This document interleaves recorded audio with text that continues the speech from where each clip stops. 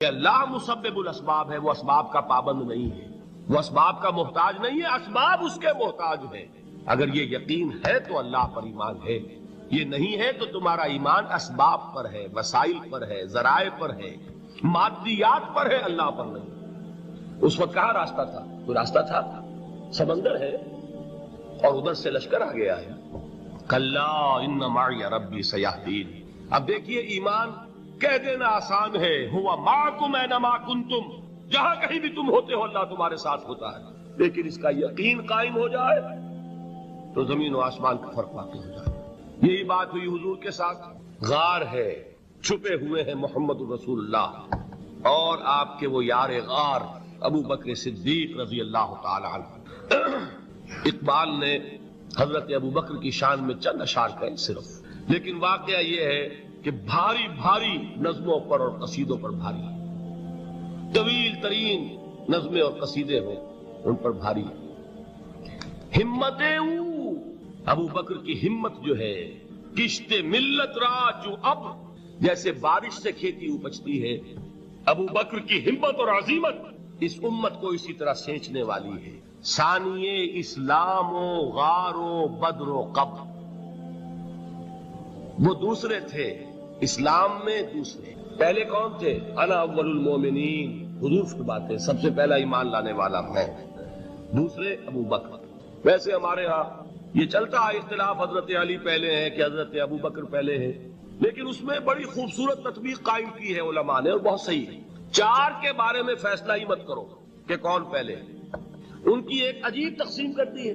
آزاد مردوں میں، بالغ مردوں میں سب سے پہلے ابو بکر، بچوں میں سب سے پہلے علی، خواتین میں سب سے پہلے خدیجہ، اور غلاموں میں سب سے پہلے زید ابن حارثہ۔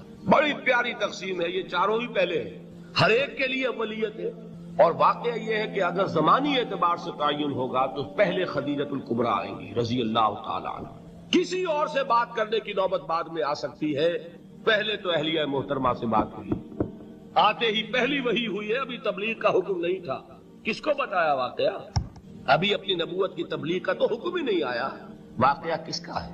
وہ خدیجہ کا۔ جب کہا ہے کہ خشیت علی نفسی، مجھے اپنی جان کا اندیشہ ہے، تو کیا جواب دیا خدیجہ نے رضی اللہ تعالی عنہا؟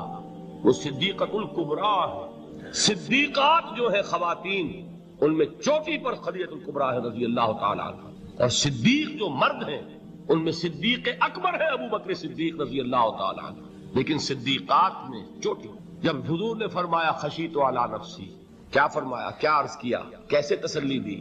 نہیں، اللہ آپ کو ضائع نہیں کرے گا، آپ غریبوں کے ہمدرد ہیں، آپ مساکین کے تکالیف رفع کرنے والے ہیں، آپ بیواؤں کی سرپرستی کرتے ہیں، آپ مسافروں کی خدمت کرتے ہیں، اللہ آپ کو ضائع نہیں کرے گا۔ یہ یقین ہے اس خاتون کے اندر۔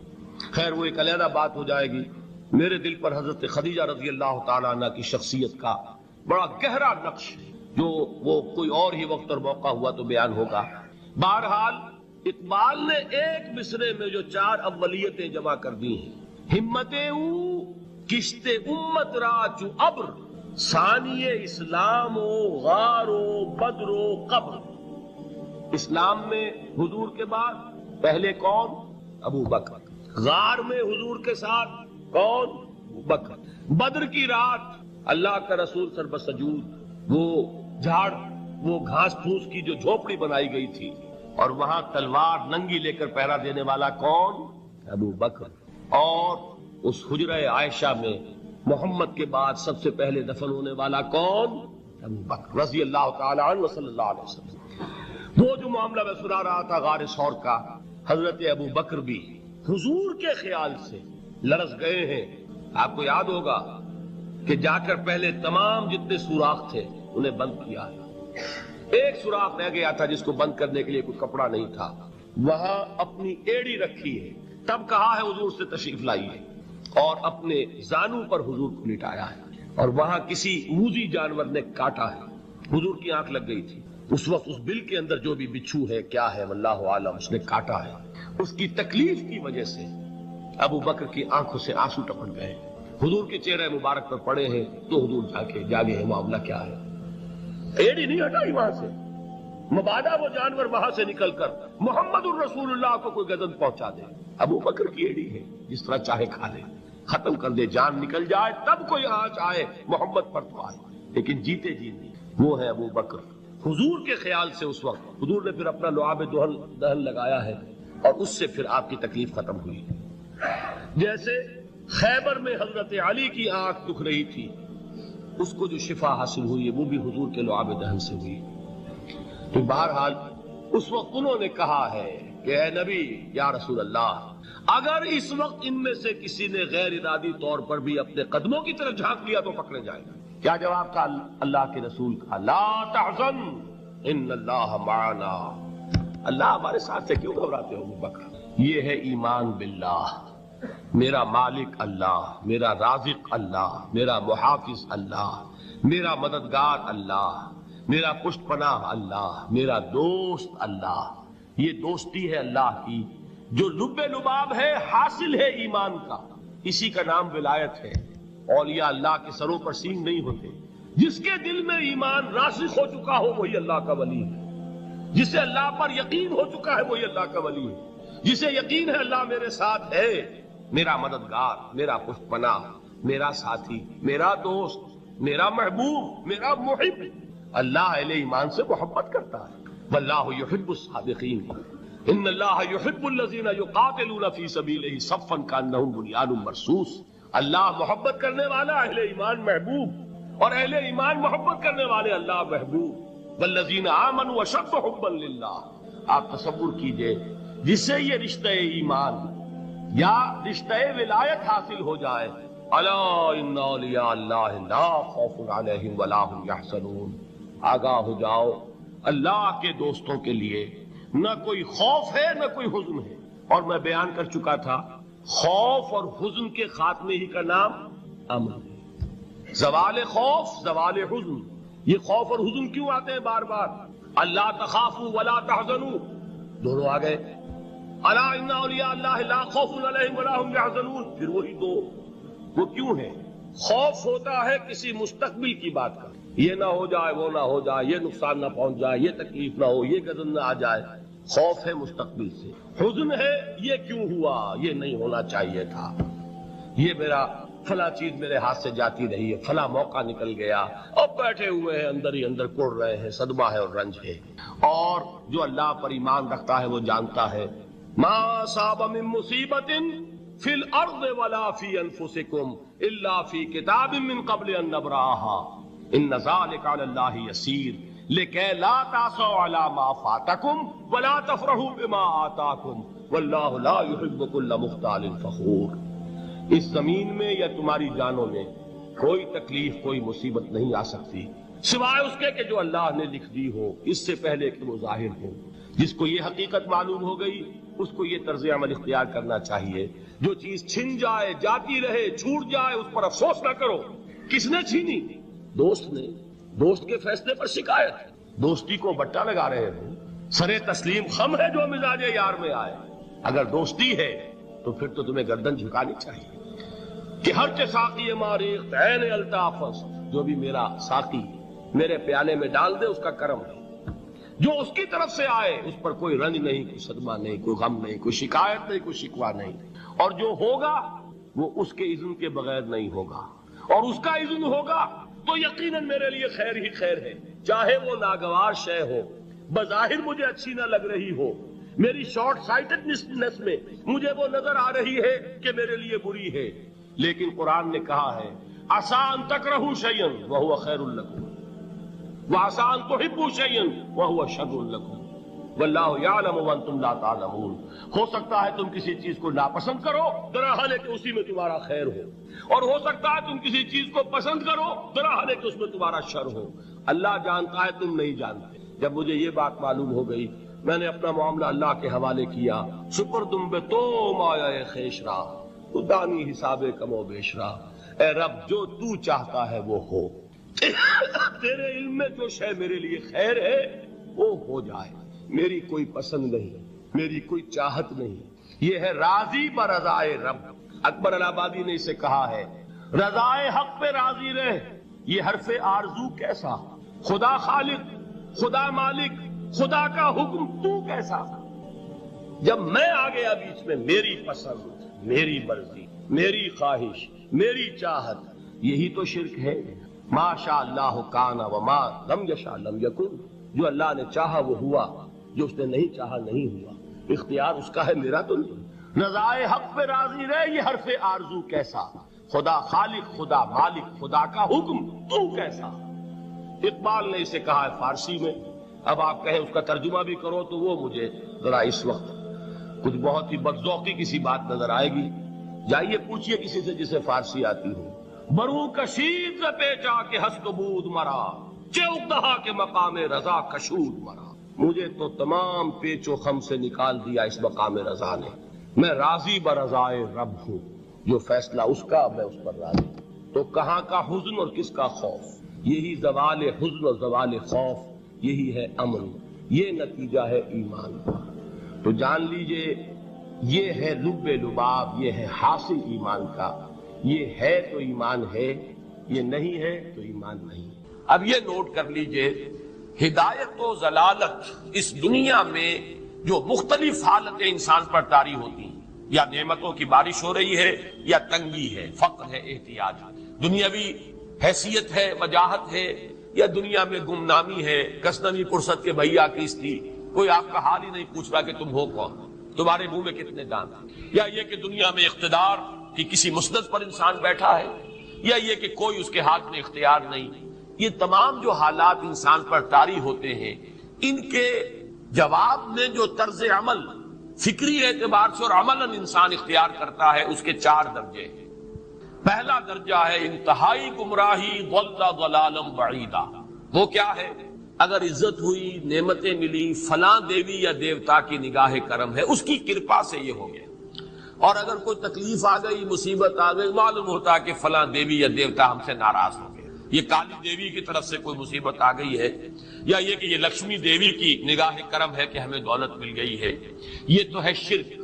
شرک ہونے کے اعتبار سے یہ ہے ضل ضلالا بعیدا، انتہائی پستی۔ اس پستی سے اوپر آئیں گے تو توحید کی پہلی منزل ہے۔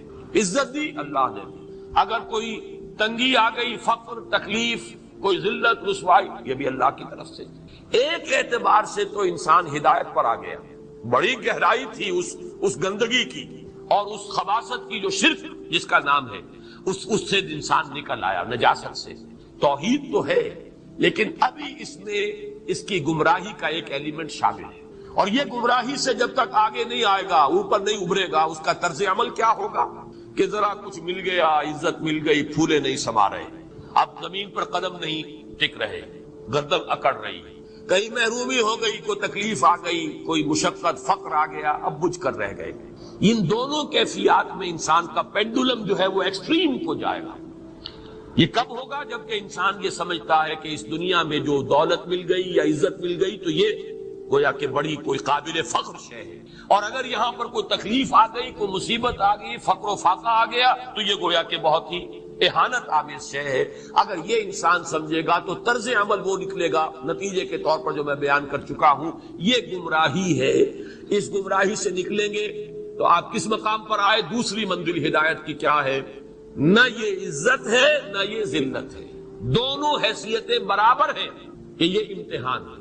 اسی لیے ان دونوں آیتوں میں ایک لفظ قدر مشترک ہے، اذا مبتلاہ فاما الانسان اذا مبتلاہ ربہ فاکرمہ ونعمہ۔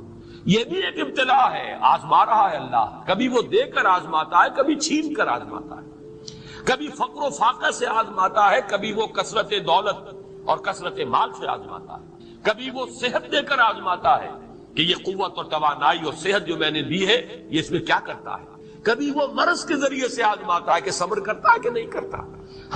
ہمارے لیے شکوہ اور شکایت تو اس کی زبان پر نہیں آ جاتی، نالا اور شیول تو نہیں آ جاتا، تکلیف جھیلتا ہے کہ نہیں جھیلتا، اس میں تحمل ہے کہ نہیں ہے، تو صبر کرتا ہے یا شکر کرتا ہے۔ یہ دونوں کیفیات در حقیقت اس اعتبار سے مساوی ہے، یہ بھی امتحان، یہ بھی امتحان۔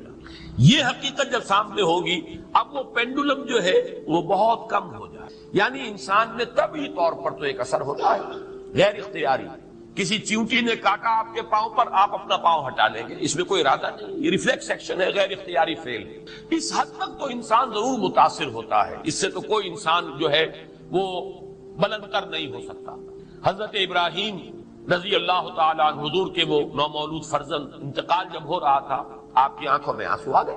اب یہ ایک طبعی اثر ہے، ایک فعل ہے، انفعالی کیفیت ہے جو بالکل طبعی ہے، لیکن یہ نہیں کہ اس کی وجہ سے انسان کی زبان پر کوئی شکوہ آ جائے، کوئی شکایت آ جائے، یہ نہیں ہوگا، یہ ایمان کے منافی ہے۔ اسی طریقے سے اگر کوئی خوشی ہوئی ہے تو چہرے کے اوپر ایک نکھار آ جائے گا، تبسم آ جائے گا، اس سے زائد نہیں۔ اس حد تک تو یوں سمجھیے کہ انسان کا طبعی تقاضا ہے۔ اس سے زیادہ یہ پینڈولم اگر سوئنگ کر رہا ہے تو گویا کہ اس حقیقت سے انسان محجوب ہے کہ یہ بھی امتحان ہے، یہ بھی امتحان ہے، جو ہم سورہ حدید میں پڑھ چکے ہیں۔ ما اصاب من مصیبت فی الارض ولا فی انفسکم الا فی کتاب من قبل ان نبراها ان ذلک علی اللہ یسیر لکی لا تعصوا علی ما فاتکم ولا تفرحوا بما آتاکم۔ اللہ تمہیں کچھ دے تو اتراؤ مت، اللہ تم سے کچھ چھین لے تو اس کے اوپر افسوس مت کرو۔ یہ نتیجہ ایمان کا نکلنا چاہیے۔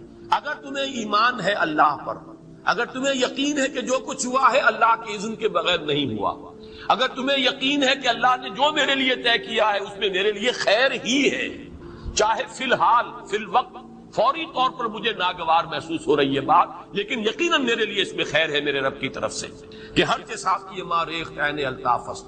ہم تو شارٹ سائٹڈ ہیں، ہم دیکھ نہیں سکتے کسی شے کو، ہم اس کے ظاہر کو دیکھ کر گھبرا اٹھتے ہیں کہ یہ تو تکلیف آ گئی، کیا پتا اسی کے پردے میں اللہ کی رحمت آ رہی ہے۔ میں نے وہ رئیس امروہوی کے اشعار آپ کو کئی دفعہ سنائے ہیں۔ وہ وقت آیا کہ ہم کو قدرت ہماری سعی و عمل کا پھل دے، بتا رہی ہے یہ ظلمت شب کہ صبح نزدیک آ رہی ہے، ابھی ہے کچھ امتحان باقی، فلاکتوں کے نشان باقی، قدم نہ پیچھے ہٹے کہ قسمت ابھی ہمیں آزما رہی ہے۔ رئیس اہل نظر سے کہہ دو کہ آزمائش سے جی نہ ہارے، جسے سمجھتے ہو آزمائش وہی تو بگڑی بنا رہی ہے۔ اسی آزمائش سے تو بگڑی بنے گی، اسی سے تو تمہارا خیر جو ہے اجاگر ہوگا، سامنے آئے گا، پتہ چلے گا who's who, what is what۔ ابو بکر میں کتنا یقین اور ایمان تھا، یہ کیسے معلوم ہوگا؟ کیسے معلوم ہوگا کہ بلال میں کتنا سہار، کتنا تحمل تھا، کتنا صبر تھا، اگر وہ مصیبت ان پر نہ آتی کہ جو امیہ ابن خلف کے ہاتھوں ان پر قیامت ٹوٹ رہی تھی۔ تو یہ ساری چیزیں جو ہے ما اصاب من مصیبت فی الارض ولا فی انفسکم الا فی کتاب من قبل ان نبرأ ان ذلک علی اللہ یسیر لکی لا تعصوا علی ما فاتکم ولا تفرحوا بما آتاکم واللہ لا یحب کل مختال فخور۔ اگر اس حقیقت سے محجوب ہو جاؤ گے تو پھر اختیال اور فخر اور گھمنڈ پیدا ہو جائے گا تمہارے اندر، یا دوسری طرف مایوسی، کمر ہمت ٹوٹ کر رہ جائے گی، خودکشی کرنے کو انسان آمادہ ہو جاتا ہے، ذرا کوئی ناکامی دنیا میں آ گئی، کوئی تکلیف آ گئی۔ یہ ہے در حقیقت تیسری منزل، ہدایت کی دوسری سیڑھی۔ پہلا کیا تھا؟ نہاد ضل ضلالا بعیدا، کوئی خیر مل گیا تو کسی دیوی کی نگاہ کرم، کوئی تکلیف آ گئی تو کسی دیوتا کی ناراضگی، یہ تو ہے ضل ضلالا بعیدا۔ اس سے اوپر آئے، یہ پہلی سیڑھی ہدایت کی ہے۔ عزت ہے تو اللہ کی طرف سے، اور اگر کوئی ذلت ہے، تنگی ہے تو اللہ کی طرف سے، یہ ہدایت کا آغاز ہو گیا، یہ توحید کی بنیادی منزل ہے۔ اس سے اگلی منزل، یہاں کی ذلت ذلت نہیں، یہاں کی عزت عزت نہیں۔ ذالک یوم التغابن، ہار اور جیت کے فیصلے کا دن تو قیامت کا دن ہے، وہاں معلوم ہوگا جس کو اس روز عزت ملی وہ عزت والا ہے، جو اس روز ذلیل ہو گیا وہ ذلت والا ہے۔ یہ تو امتحان ہے، دار الامتحان ہے، خلق الموت والحیات لیبلوکم ایکم احسن عملا، یہ تو دار الامتحان ہے، امتحان ہونے کے ناطے دونوں برابر ہیں۔ اس سے اوپر ہے ایک چوتھی منزل، ہدایت کی تیسری منزل۔ وہ کیا ہے؟ عام طور پر انسان یہ سمجھتا ہے کہ یہ جو آزمائش ہے تنگی کی اور فقر و فاقہ کی، یہ سختر آزمائش ہے، اور نعمتوں کی بارش ہو تو یہ آسان آزمائش ہے۔ یہ بھی ابھی گمراہی کا ایک پرت جو ہے اس کی باقی ہے۔ ابھی ہدایت کا جو کامل جو ہوگا انکشاف، وہ کب ہوگا؟ جب انسان اس حقیقت کو جان لے کہ جہاں وسعت ہو، جہاں کثرت ہو، وہ زیادہ بڑا امتحان ہے، سخت امتحان ہے، بجائے اس کے کہ اگر قلت ہے، کمی ہے، یہ کم تر امتحان ہے، یہ کم بھاری امتحان ہے۔ کیوں؟ کہ اگر آپ کے پاس کثرت ہے، آپ کے اندر غفلت پیدا ہو جائے گی۔ کثرت کا لازمی نتیجہ غفلت ہے، کہ تقدیر کے جو عام عقیدے میں ہم تقدیر کہتے ہیں. ایک پہلو ہے ما اصاب علی الانسان، جو کچھ انسان پر آتا ہے مصیبت، جیسے ابھی آیت میں نے پڑھی ما اصاب من مصیبت فی الارض ولا فی، ہم ہر وقت صدمے ہیں، کوئی تکلیف آ گئی، کوئی طبعی بیماری آ گئی، کوئی حادثہ، کوئی بچہ فوت ہو گیا، کوئی اسیر فوت ہو، حوادث. تو جو بھی کچھ پیش آتا ہے وہ علم خداوندی میں ہمیشہ سے تھا. یہی وجہ ہے کہ ایک اور حدیث ہے ابن الدیلمی، لمبی حدیث، لیکن اس کے اندر جو آخری ٹکڑا ہے وَتَعْلَمَ، یعنی انسان کے نجات کے لیے لازم کی یہ بات بھی تم جان لو، انما اصابک لم یکن لیخطئک وانما اخطأک لم یکن لیصیبک ولو مت علی غیر ھذا، اگر تم اس کے سوا کسی صورت پر ہوگے تو جہنم میں داخل ہو جاؤ گے، نہ دخل تک. یہ جان لو کہ جو چیز تم پر آئی وہ آنی ہی آنی تھی. دیکھیے ہوتا کیا ہے، کاش کہ میں اگر یوں کر لیتا تو یہی ایمان بالقدر. جو ہوا ہے وہ اللہ تعالیٰ کے ہاں تو پہلے سے طے تھا، ہونا ہی تھا، تمہاری کوئی تدبیر. کاش کہ میں اس وقت یہ لا، اسی لیے ایک حدیث میں الفاظ آئے ان کلمۃ لا تفتح عمل الشیطان، اس لا سے کاش، اس سے شیطانی عمل شروع ہو جاتا. کاش کہ یہ ہو جاتا، کاش میں یہ نہ کرتا، کاش کہ ہو جاتا. تعلم انما اصابک لم یکن لیخطئک، تو جان لے اس بات کو کہ جو چیز تم پر آئی ہے وہ ہرگز ٹلنے والی نہیں تھی. کوئی تدبیر تم کر لیتے، کوئی کسی وقت کوئی ہیلا کر لیتے، کوئی تم قدم اٹھا لیتے، کچھ بھی کر لیتے، وہ تو آنی ہی آنی. وما انما اخطاک، جو چیز تم سے چھوٹ گئی، رہ گئی، نہیں ملی. ایک ویکینسی ایڈورٹائز ہوئی تھی، آپ نے درخواست دی، آپ کو نہیں ملی، اب آپ ہو کاش کہ میں نے فلاں سے سفارش کرا لی ہو، بس گئے.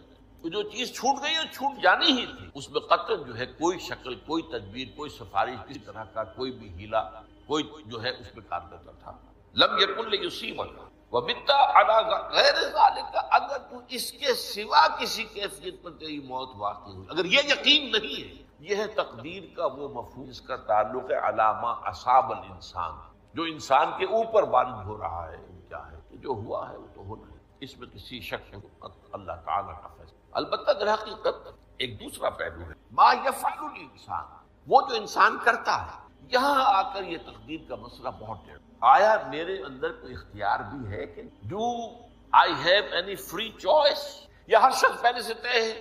تقدیر کا ایک عام مفہوم ہے اور اس میں بعض روایات بھی تائید کرتی ہے ہر چیز پہلے سے. اور یہ جو حدیث ہم نے ابھی پڑھی ہے یہ گویا کہ اس کی ایک مثال ہے کہ وہ جو لکھ دیا گیا تھا، فرشتے نے لکھ دیا تھا، رحم مادر میں لکھ دیا تھا، شقی و سعید، یہ بدبخت ہے یا سعادت مند. تو ایک شخص پوری عمر نیکی کے کام کرتا رہا، آخری وقت میں آ کر کوئی ایسا حادثہ پیش آ گیا کہ وہ اہل جہنم کے سے کام شروع کر دی، یا ایک شخص ساری عمر جو ہے جہنمیوں کے سے کام کرتا ہے، آخری وقت میں آ کر کوئی ایسی توفیق میں کچھ ایسا معاملہ ہو گیا، توبہ کر لی، اس نے جو ہے اہل جنت میں سے اعمال شروع. تو یہ جو ہے علامہ اصابک کا علیحدہ بات ہے، اور علامہ یفعل الانسان، انسان کیا کرتا ہے اس قدرت کی. اور یہ ہمارے ہاں فلسفے کا بڑا مشکل ہے، اسی کا نام ہے جبر و قدر. ہمارے اسلاف میں بھی کچھ لوگ ایسے ہیں متکلمین میں. دیکھیے ہمارے ہاں ایک وہ لوگ ہیں کہ اس پر قناعت کرتے ہیں جو اللہ نے کہہ دیا اور اس سے آگے ہم نکالیں، وہ محفوظ راستے. لیکن بہرحال انسان کو اللہ نے ایک عقل، اور یہ عقل سوالات اٹھاتی ہے، اور جو زیادہ ذہین انسان ہوتے ہیں ان کی یہ مصیبت زیادہ ہوتی ہے، لہٰذا وہ تو سوچتے ہیں، غور و فکر بات سمجھ. اس میں اب ہمارے ہاں دو طبقے ہوئے، جبریہ قدریہ. ایک نقطہ نظر یہ ہے کہ انسان مجبور محض، کوئی اختیار نہیں، اور ایک یہ ہے کہ انسان قادر مطلق ہے، جو چاہتا ہے اپنے فیصلے میں مختار مطلق ہے، تو فیصلہ کرتا ہے. انہیں قدریہ کیا، تو جبریہ اور قدریہ ان کے ہمارے ہیں. یہ وہی تقدیر کا مسئلہ کہا تھا، بحثوں میں آ کر الجھ جائے، آج تک حل نہیں ہوا، حل ہو سکتا ہی نہیں. اب اس کے ضمن میں علامہ اقبال کا ایک شعر آپ کو، وہ بہت اچھا لگتا ہے، بہت خوبصورت شعر ہونے کے. تقدیر کے پابند جمادات و نباتات، مومن صرف اللہ کے احکام کا پابند. اس میں انسان پابندی کی نہیں، وہ صرف پابند ہے اللہ کے احکام کا. نتیجے کے اعتبار سے تو جو یہ شعر کہہ رہا ہے جو بات وہ صحیح ہے، پابندی اصل احکام کا. لیکن یہ کہ تقدیر پابندی انسان بھی طرح آزاد ہے. یہ سمجھ لینا کہ یہ جمادات و نباتات ہی کا معاملہ ہے، یہ مبالغہ. ظاہر بات ہے کہ شاعر جو ہے، شاعر مبالغے سے بچ نہیں سکتا، چاہے وہ علامہ اقبال ہو کوئی بھی. اسی لیے سورہ شعراء کے اندر عام شعراء صفات بیان ہوئی، وہ آپ کے ذہن میں آ گئی. مبالغہ کرتے ہیں، فی کل واد انہم یقولون ما لا یفعلون، وہ کہتے بھی وہ کچھ ہے جو کرتے نہیں. اور یہ بات تو علامہ اقبال پر بھی چشمہ ہوتی. بہرحال یہ شعر ذرا پھر نوٹ. تقدیر کے پابند جمادات و نباتات، مومن صرف اللہ کے احکام کا. کوئی بات صحیح. انسان بہت سے اعتبارات سے سب سے پہلے جو ہے انسان کے اندر ایک تقدیر نوعی ہے، نوع انسان، چھوٹی چڑیا انسان ہے۔ آپ نے ٹھیک ہے مشین ایجاد کر دی، جہاز ایجاد کر لیا، آپ دوڑ رہے ہیں 500 آدمی سینکڑوں من سامان لے کر جو ہے وہ جا رہا ہے، 747 یا 757 ہو، یہ کر لیا ٹھیک، خود نہیں ہو، اب کیا کریں گے آپ؟ یہ تقدیر نوعی، ہر اللہ نے ایک اندازہ بنا، اس اندازے ہی اس سے باہر نہیں۔ پھر ایک تقدیر شخصی ہے۔ اب دیکھیے تقدیر شخصی کیا ہے؟ بعض اوصاف و صفات ہمیں وراثتاً ملتے ہیں، we have no choice۔ پہلے بھی یہ بات مانی جاتی تھی، آج جو ہے ذرا سائنٹیفک انداز میں ہم کہتے ہیں جینز میں چلا آ رہا ہے، وہ جینز کو بدل سکتے، جو جینز بھی آپ کو ملے اپنے والد، وہ آپ کی شخصیت کا ظاہر بات ہے کہ فیصلہ کن طرز پر اس کو ڈال کر ہے پابندی۔ نمبر 2 یہ کہ خاص طور پر جو گھر